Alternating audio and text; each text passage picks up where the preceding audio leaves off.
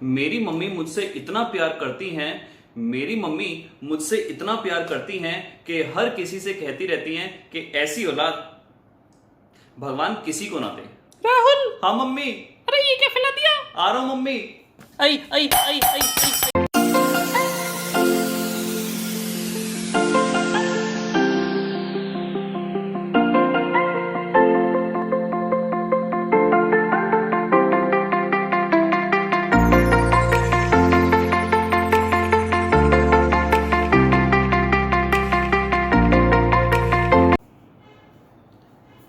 Good morning India, કેમ છો बच्चों? मजामा। Welcome back to your beautiful से channel with your handsome teacher जिसका नाम है फिजिक्स बाय राहुल बंसल। जैसा कि आपको पता है हमारा चल रहा था चैप्टर नंबर 3 के न्यूमेरिकल्स, तो आज मैं लेके आया हूं उसी का पार्ट सेकंड। लास्ट टाइम हमने करे थे क्वेश्चन नंबर 8 तक फिनिश, तो स्टार्ट करते हैं टाइम वेस्ट ना करते हुए क्वेश्चन नंबर 9 से। तो क्वेश्चन नंबर 9 कुछ इस प्रकार से है बच्चों। Two towns A and B are connected by a regular bus service. दो टाउन्स है बच्चों आपके पास ए और बी। क्वेश्चन नंबर 9 में, नाउन में कह रहा हूं मैं, क्वेश्चन नंबर 9 में टाउन में, क्वेश्चन नंबर 9 में ए और बी के बीच में एक रेगुलर बस सर्विस है living in either direction every T minutes. ये सड़क पर इस डायरेक्शन में भी हर टी मिनट बाद एक बस जाती है, इस डायरेक्शन में भी हर टी मिनट बाद एक बस जाती है। A man cycling with a speed of 20 kilometre per hour in the direction from A to B. इस डायरेक्शन में एक बंदा जा रहा है और उस बंदे की स्पीड है 20 kilometre per our. Man notices that a bus goes past him every 18 minute in the direction of his motion। इस डायरेक्शन में हर 18 मिनट बाद एक बस इसको क्रॉस कर देती है। 18 मिनट को अगर हम आर में चेंज करें तो ये हो जाएगा 18/60 आर। और सामने की डायरेक्शन से आते हुए and every 6 minute in the opposite direction, और इस डायरेक्शन में आते हुए हर 6 मिनट बाद एक बस क्रॉस कर देती है। 6/60 का मतलब हो गया 6/60 are. What is the period t? आपको बच्चों ये t निकालना है कि कितने मिनट बाद ऐसा हो रहा है कि बस पास कर रही है, लीव कर रही है स्टेशन से, and with what speed do the buses fly on the road, और किस स्पीड से ये बस चल रही है। तो सबसे पहले हम देखते हैं बस की स्पीड हमने मान ली v, ये हमने मान ली बस की स्पीड। तो आप ध्यान से देखिए, बस की स्पीड डेफिनेटली मैन से ज्यादा होगी, तभी तो वो मैन को बार बार ओवरटेक कर जाती है। तो बस की speed with relative to man कितनी आएगी? फ्रॉम ए टू बी जो बस की स्पीड आएगी रिलेटिव टू मैन वो आएगी v-20 किलोमीटर पर आवर। और फ्रॉम बी टू ए, क्योंकि दोनों एक दूसरे की तरफ अप्रोच कर रहे हैं, यहां पर आएगी आपके पास v+20 किलोमीटर पर आवर, यहां पर आएगी v+20 किलोमीटर पर आवर। तो अब हम देखते हैं क्वेश्चन किस तरीके से सॉल्व करना है आगे। आप ध्यान से देखिए कि कितने मिनट बाद ऐसा हो रहा है कि वो उसको क्रॉस करती है ए से बी की तरफ 18/60 आवर में। तो डिस्टेंस का फॉर्मूला जैसे कि आपको पता है होता है distance equals to speed into time. तो distance travelled by bus, distance travelled by bus from A to B, तो डिस्टेंस बराबर होता है स्पीड इनटू टाइम। स्पीड आई v-20 और टाइम कितना दिया हुआ है बच्चों? 18/60। हम डिस्टेंस कैसे भी कैलकुलेट करें, डिस्टेंस तो हमारे पास सेम आना चाहिए। ये डिस्टेंस आया with the help of relative speed, और अगर मैं डायरेक्टली डिस्टेंस निकालूं तो कितना डिस्टेंस वो ट्रेवल करेगी टी मिनट में। डिस्टेंस ट्रेवल्ड बाय बस इन टी मिनट्स में कितना ट्रेवल करेगी? टी मिनट्स का मतलब हो गया t/60 आर। तो डिस्टेंस आपके पास आएगा किस स्पीड से बस चल रही है, अपनी क्या स्पीड है उसकी v, साथ में आ गया t/60। इक्वेशन 2, डिस्टेंस ये भी ट्रेवल करा a से b ने, डिस्टेंस ये भी ट्रेवल करा a से b में, तो इन दोनों को हम रख देंगे इक्वल। तो ये आपके पास हो जाएगा v-20 और 18/60। यहां पर आ गया vt अपॉन में 60। तो जैसा कि आप देख रहे हो 60 से 60 कैंसिल आउट हो जाएगा। हम आगे चलते हैं, इनको करा हमने क्रॉस मल्टीप्लाई, या फिर आप इस इक्वेशन को भी फिलहाल यहीं पर छोड़ दो। इस इक्वेशन को नाम दे दिया 3, इस इक्वेशन को बच्चों नाम दे दिया 3। उसी तरीके से अब हम बात करते हैं distance travelled by bus from B to ए। अगर हम बी टू ए की बात करें तो बी टू ए में हमारे पास रिलेशन क्या बनेगा, रिलेटिव स्पीड आ जाएगी v प्लस 20। रिलेटिव स्पीड आपके पास आ जाएगी v प्लस 20, और कितने मिनट बाद ऐसा हो रहा है उसको पास कर रही है वो 6/60। ये आ गया 6/60। ये भी किसके बराबर होगा, जैसे ये वाला हमने बराबर लिया vt अपॉन में 60 के, कितने मिनट बाद इधर से भी पास कर रही है सेम t/60। तो यहां पर भी आपके पास क्या आएगा vt अपॉन में 60 बच्चों। ये b टू a के लिए मोशन है, b टू a के लिए मोशन है। 60 से 60 कैंसिल हो गया, इक्वेशन नंबर 4 नाम दे दिया। 3 को अगर मैं डिवाइड कर दूं 4 से तो आपके पास क्या आएगा v माइनस 20 इंटू में 18, v माइनस 20 इंटू में 18 अपॉन में v प्लस 20 इंटू में 6। vt और vt को डिवाइड करेंगे तो 1 आ गया। इसको हमने आगे क्रॉस मल्टीप्लाई करा, 6 3 जा 18 हो गया। हमने इसको आगे क्रॉस मल्टीप्लाई करा तो आपके पास फाइनली कितना निकल के आया, इधर देखिए, ये हो गया v माइनस 20 की 3 में मल्टीप्लाई करी तो 3v minus 60 equals to v plus 20। 3v, v इधर आके माइनस का हो गया, 20 प्लस 60 हो गया, और 2v आपके पास आ गया 80, और v की वैल्यू आ गई 40 किलोमीटर पर आवर। ये आपके पास निकल के आई a और बीच में मूव करने वाली बसेस की वेलोसिटी। v की वैल्यू 40 अगर हम यहां पर पुट कर दें तो 40 में से 20 गया, 20 बचा, 20 इंटू 18, 20 इंटू 18 आपके पास हो जाएगा, 20 इंटू 18 आपके पास हो जाएगा 20 इंटू 18, 18 दूनी 36, और ये आपके पास आया 360। 20 इंटू 18, 0 18 दूनी 36, 360। साथ में इधर v की वैल्यू हमने पुट करी 40 और साथ में t। तो अगर हम यहां से ध्यान से देखें t की वैल्यू आपके पास आ गई 9 मिनट्स। इज इट क्लियर कि हर 9 मिनट बाद दोनों तरफ से ही बसें चलती हैं, और किस स्पीड से चलती हैं, that is your 40 kilometre per our. करते हैं स्टार्ट नेक्स्ट क्वेश्चन। ये आपको रब कर देता हूं मैं यहां पर।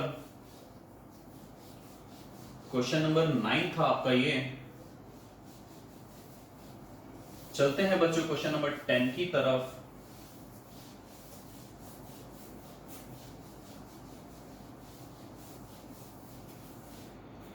क्वेश्चन नंबर 10 पे आते हैं बच्चों। आपको बोला हुआ है a player throws a ball upwards with an initial speed of 29.4 metre per second. Question number 10 में बोला गया है a player throws a ball, एक प्लेयर ने ऊपर की तरफ बॉल फेंकी, ऊपर की तरफ, तो इनिशियल स्पीड हो गई 29.4 मीटर पर सेकेंड। जी की वैल्यू आपको लेनी है 9.8 metre per second square. What is the direction of acceleration during the upward motion of the ball? What is the direction of acceleration during the upward motion of the ball? Acceleration की direction क्या होगी जब ball ऊपर जा रही है। बच्चों चाहे बॉल ऊपर जाए चाहे बॉल नीचे आए, ग्रेविटी जो होती है अर्थ की वो हमेशा उसको नीचे की तरफ खींचती है। तो आप बोलोगे डाउनवर्ड, आप बोलोगे downward. What are the velocity and acceleration of the ball at the highest point of its motion? Top point पर पहुंचने के बाद क्या होगी डायरेक्शन, क्या होगी वेलोसिटी। वेलोसिटी बच्चों यहां पर हो जाएगी 0, लेकिन इस पॉइंट पर पहुंचने के बाद भी ग्रेविटी जो होती है उस पर परमानेंटली लगती रहती है। तो हम बोलेंगे g की वैल्यू यहां पर आई अब भी 9.8, तो वेलोसिटी हो गई 0 और g की वैल्यू हो गई 9.8 मीटर पर सेकंड स्क्वायर। ये क्वेश्चन एग्जाम में भी आपके कई बार आता है। गिव एन एग्जांपल, एक ऐसा एग्जांपल दो जहां पर वेलोसिटी 0 होने के बावजूद the body is being accelerated, body अब भी एक्सेलरेट हो रही है। उसके बाद बात करते हैं हम सी पॉइंट की।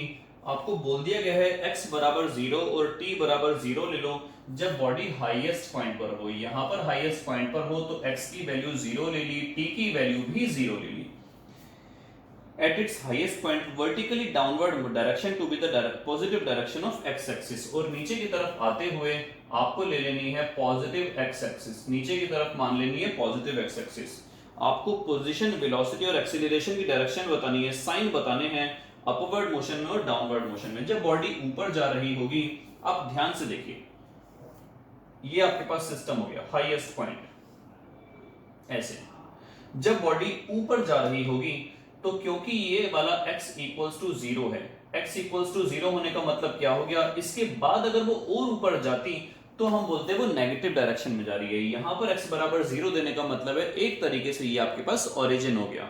तो बच्चों जब बॉडी ऊपर जा रही है, ये हाईएस्ट पॉइंट है, इससे ऊपर तो जाने वाली है नहीं, तो यहां से जब वो ऊपर जा रही है तो हम बोलेंगे डिस्टेंस उसका डिक्रीज तो जरूर हो रहा है, लेकिन अब भी वो कौन से फ्रेम में है, वो अब भी पॉजिटिव एक्स एक्सिस में है। तो हम बोलेंगे ऊपर जाते हुए x की वैल्यू हुई पॉजिटिव। लेकिन आप ध्यान से देखो डिस्प्लेसमेंट उसका कम होता जा रहा है। डिस्प्लेसमेंट कम होने का मतलब क्या हो गया, वेलोसिटी हो गई उसकी नेगेटिव। लेकिन अब भी उसको पृथ्वी किस ओर खींच रही है, नीचे की तरफ ही खींच रही है। नीचे की तरफ खींचने का मतलब क्या हो गया, एक्सीलरेशन आ गई उसकी पॉजिटिव।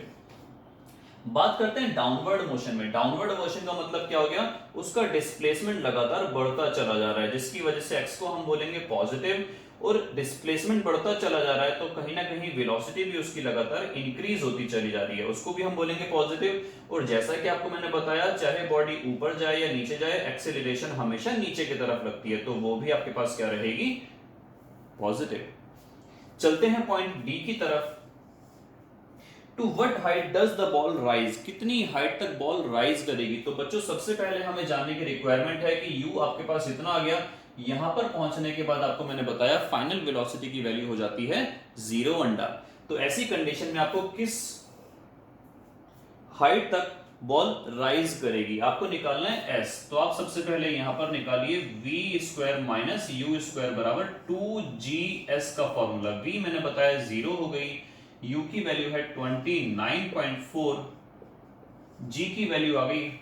ऊपर जाते हुए बच्चों ध्यान रखना, g की वैल्यू हम माइनस की 9.8 लेंगे। ऐसा इसलिए होता है क्योंकि हमारी एक्सीलरेशन है ऊपर की तरफ, हमने फोर्स लगाई ऊपर की तरफ, बॉडी अट्रैक्टेड हो रही है ग्रेविटी की वजह से नीचे की तरफ, या फिर ऐसा बोले ऊपर जाते जाते जाते जाते जाते जाते वेलोसिटी डिक्रीज हो रही है। और वो ऐसा क्यों हो रहा है, ड्यू टू रिटार्डेशन।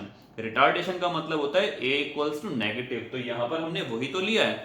तो अल्टीमेटली आपको निकालना था s, तो s की वैल्यू हो जाएगी -29.4 इंटू 29.4 अपॉन में 2 इंटू -9.8, माइनस से माइनस चला गया, ये गया 3 बार में, 2 एकम 2, 2 चौक 8, 2 सत्ते 14, तो आपके पास आया 3 सत्ते 21, 14 42, 43, 44, 44.1 मीटर तक बॉडी राइज करेगी।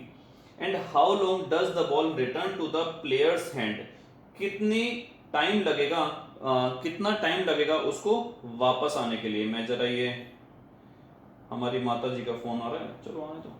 And does the ball return to the player's hand, और कितना टाइम लगेगा उस बॉल को वापस आने में प्लेयर्स हैंड। प्लेयर्स हैंड का मतलब हुआ कितना टाइम लगेगा उसको वापस आने में। तो जितना बच्चों टाइम ऊपर जाने में लगता है उतना ही टाइम उसको नीचे आने में लगता है। तो हम ऊपर जाने का टाइम निकाल लेते हैं, v equals to u plus gt, final velocity 0, initial velocity 29.4, g की वैल्यू आई -9.8 इंटू टी।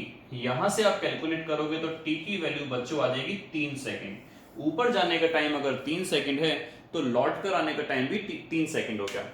इसको हम बोलते हैं टाइम ऑफ एसेंट। ऊपर जाने का टाइम ऑफ एसेंट, नीचे आने का टाइम ऑफ डिसेंट, या फिर ऊपर जाने का टाइम ऑफ राइज, नीचे जाने का टाइम ऑफ फॉल।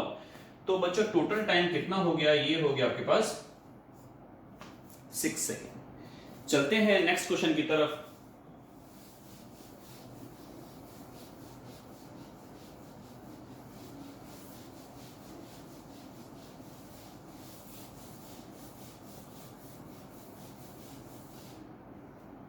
चलते हैं नेक्स्ट क्वेश्चन की तरफ। क्वेश्चन नंबर आई थिंक 10 था ये आपका, तो अब आएगा आपके पास क्वेश्चन नंबर 11 में आपको बोला गया है read each statement below carefully and state with reasons and examples if it is true और फॉल्स। आपको बोला हुआ है a particle in one dimensional motion. One dimensional का मतलब हो गया if it is travelling in a straight line. With zero speed at any instant may have non zero acceleration at that instant. क्या ऐसी पोजीशन पॉसिबल है, ऐसी condition possible है कि बॉडी की वेलोसिटी तो जीरो हो लेकिन एक्सेलरेशन जीरो ना हो? अभी तो आपको बताया था, when a body is projected in vertically upward direction at the highest point of its journey, the speed and velocity is zero, but still the body is being accelerated. देखा मेरी अंग्रेजी? तो इसका मतलब क्या हुआ कि अगर बॉडी अपवर्ड डायरेक्शन में गई है तो हाईएस्ट पॉइंट पर पहुंचने के बाद वेलोसिटी और स्पीड जीरो हो जाएगी लेकिन एक्सेलरेशन जीरो नहीं होगी। दूसरा आपको बोला गया है विद, तो ये आपके पास आया with zero speed at any instant may have non-zero acceleration at that instant। तो ये आपके पास आया बच्चों ट्रू, फर्स्ट पॉइंट आपके पास आया ट्रू। सेकंड की बात करते हैं, with zero speed may have non-zero velocity। ये पॉसिबल नहीं है बिकॉज वेलोसिटी का जो मैग्नीट्यूड होता है वो स्पीड ही तो होता है। तो अगर स्पीड जीरो हो जाएगी तो ये जरूरी थोड़ी ना कि वेलोसिटी बनी रहेगी, ऐसा नहीं होता, क्योंकि स्पीड जो होती है वो वेलोसिटी का मैग्नीट्यूड ही तो होता है। तो अगर स्पीड जीरो है तो 100% वेलोसिटी भी जीरो हो जाएगी, इसीलिए हम इसको बोलेंगे बच्चों falls. With constant speed must have zero acceleration. अगर स्पीड कांस्टेंट है तो 100% एक्सेलरेशन जीरो होगी। आप लोगों ने पढ़ा था एक्सेलरेशन का मतलब क्या होता है, rate of change of velocity. Velocity का मैग्नीट्यूड अगर जीरो है, वेलोसिटी का मैग्नीट्यूड अगर कांस्टेंट है तो ऐसी कंडीशन में एक्सीलरेशन का जीरो होना डेफिनेट बनता है। With constant speed must have zero acceleration. Constant speed के साथ जीरो एक्सीलरेशन होगा या नहीं होगा, आप मुझे बताइए। देखिए ध्यान से, आप लोग पढ़ोगे uniform circular motion. Uniform circular motion में क्या होता है कि अगर कोई बॉडी घूम रही है कॉन्स्टेंटली, अगर कोई बॉडी घूम रही है कॉन्स्टेंटली, हर पॉइंट पर आप देखो इसकी स्पीड कितनी है, 3 मीटर पर सेकंड। हर जगह स्पीड कितनी है, 3 मीटर पर सेकंड। तो स्पीड कैसी है, कांस्टेंट। लेकिन बच्चों ध्यान रखिए, यहां पर लगातार वो हर पॉइंट पर डायरेक्शन ऑफ वेलोसिटी चेंज हो रही है। डायरेक्शन ऑफ वेलोसिटी का मतलब हो गया कुछ इस तरीके से। तो हम बोलेंगे स्पीड भले ही कांस्टेंट हो, स्पीड भले ही कांस्टेंट हो, लेकिन डायरेक्शन ऑफ वेलोसिटी हमारे पास लगातार चेंज हो रही है, डायरेक्शन चेंज हो रही है, डायरेक्शन चेंजेस कॉन्टिन्यूअसली, जिसकी वजह से हम बोलेंगे एक्सेलरेशन बॉडी में होती है, एक्सेलरेशन जीरो नहीं होती है। हाँ, वेलोसिटी ही अगर कांस्टेंट है in magnitude and direction both, तो ऐसी कंडीशन में हम बोलेंगे कि हमारे पास एक्सेलरेशन जीरो होगी। तो यहां पर आपको बोला हुआ है with constant speed must have zero acceleration, ये आपके पास आया फॉल्स।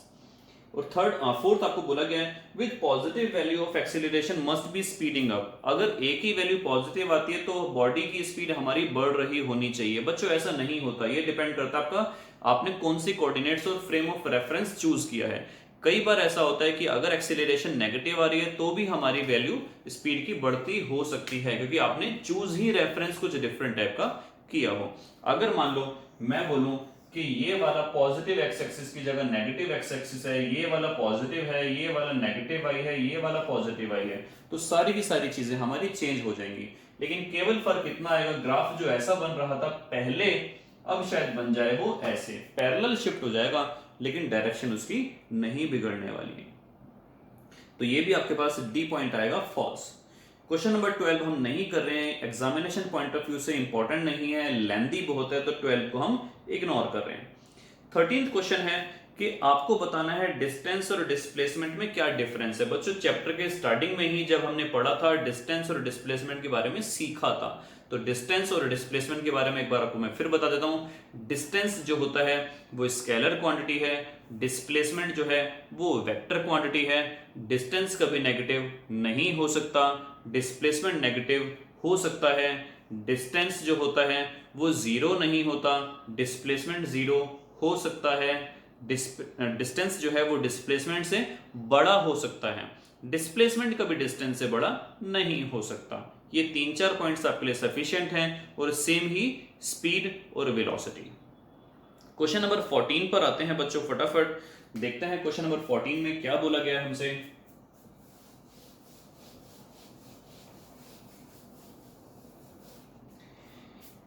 क्वेश्चन नंबर 14 है बच्चों आपके पास, a man walks on a straight road. एक बंदा है जो स्ट्रेट रोड पे ट्रेवल कर रहा है, 2.5 किलोमीटर दूर है। घर से market with speed of 5 kilometre per our. जाने की स्पीड कितनी है? 5 किलोमीटर पर आवर। मार्केट बंद देखी तो भागा भागा वापस आया 7.5 किलोमीटर पर आवर। हमें ये समझ नहीं आया ये भागा भागा वापस क्यों आया, आराम से भी तो आ सकता था। Magnitude of average velocity and average speed, आपको एवरेज वेलोसिटी भी निकालनी है और एवरेज स्पीड भी निकालनी है। तो हम यहाँ पर 3 पार्ट्स में डिवाइड कर लेते हैं, एवरेज वेलोसिटी और एवरेज स्पीड। ये फर्स्ट कंडीशन, ये सेकंड कंडीशन, ये third condition. Average speed of the man 0 से 30 मिनट, इंटरवल आपको दे दिया बच्चों 0 से 30 मिनट, पहली बात। फिर दे दिया 0 से 50 मिनट और फिर दे दिया 0 से 40 मिनट। ये आपको 3 इंटरवल दे दिए। इन तीनों इंटरवल में आपको स्पीड आपको निकालनी है, एवरेज स्पीड आपको निकालनी है, एवरेज स्पीड आपको निकालनी है, एवरेज स्पीड आपको निकालनी है, एवरेज वेलोसिटी आपको निकालनी है, एवरेज वेलोसिटी और आपको निकालनी है एवरेज वेलोसिटी। चलते हैं क्वेश्चन की तरफ। देखिए सबसे पहले हम देखते हैं 5 किलोमीटर प्रति घंटे की स्पीड से अगर कोई 2.5 किलोमीटर का डिस्टेंस ट्रेवल करता है तो जाने का टाइम लगता है बच्चों 30 मिनट। 5 किलोमीटर प्रति घंटे की स्पीड से अगर 5 किलोमीटर ही डिस्टेंस में ट्रेवल करता है तो टाइम लगता मुझे 1 घंटा, लेकिन अब कितना लगेगा? आधा घंटा। 7.5 की स्पीड से मैं अगर वापस आया तो टाइम बराबर होता है डिस्टेंस अपॉन में स्पीड। डिस्टेंस हम रखेंगे 2.5, स्पीड रखेंगे हम 7.5, 1/3 आएगा तो वापस आने का टाइम हो गया हमारे पास 20 मिनट। वापस आने का बच्चों टाइम हो गया आपके पास 20 मिनट। तो टोटल जर्नी में टाइम कितना लगा? 50 मिनट। तो 50 मिनट बाद वो वापस कहां पे था? अपने घर पे। वापस जब वो अपने घर पर आया, डिस्प्लेसमेंट कितना हो गया? 0। डिस्प्लेसमेंट अगर 0 हो गया तो वेलोसिटी भी कितनी हो गई? 0। 30 मिनट बाद, 30 मिनट बाद वो कहां पर था? वो मार्केट में था। डिस्टेंस और डिस्प्लेसमेंट दोनों बराबर है, 2.5 किलोमीटर। ऐसी कंडीशन में एवरेज स्पीड और एवरेज वेलोसिटी हमारे पास सेम आने वाली है। फॉर्मूला होता है हमारे पास क्या? एवरेज स्पीड का टोटल डिस्टेंस अपॉन में total time. Total distance cover करा उसने 2.5 और टोटल टाइम उसको लगा 30 मिनट्स। तो आपके पास यहां पर स्पीड निकल के आई 5 किलोमीटर पर आवर और 5 किलोमीटर पर आवर। हम देख लेते हैं कैसे।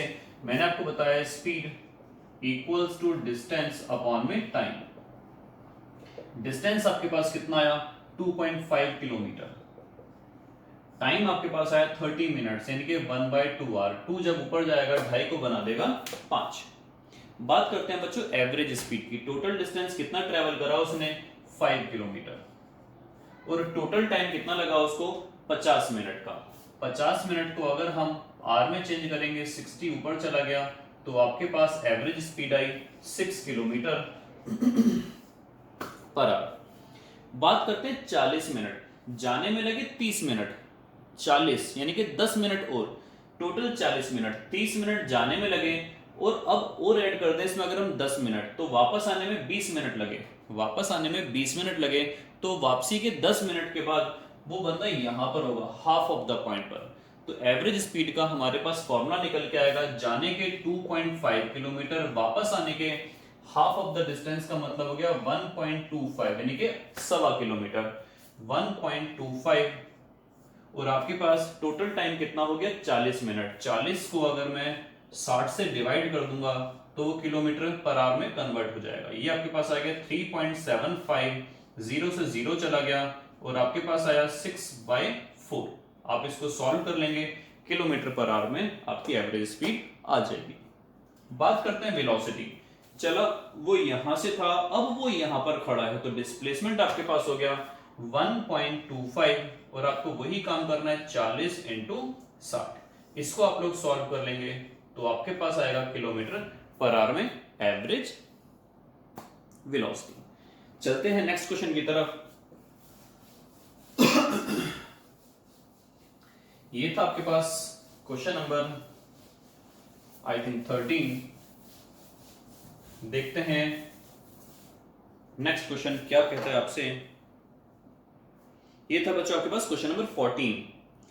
नेक्स्ट क्वेश्चन है 15। जैसे कि आपको याद हो मैंने अभी बताया था 13 में what is the difference between distance and displacement, average speed and average velocity. 15th में आपसे पूछा जा रहा है कि इंस्टेंटेनियस स्पीड और इंस्टेंटेनियस वेलोसिटी सॉल्व करते हुए, इंस्टेंटेनियस स्पीड और इंस्टेंटेनियस वेलोसिटी सॉल्व करते हुए हमें आंसर हमेशा सेम क्यों मिलता है।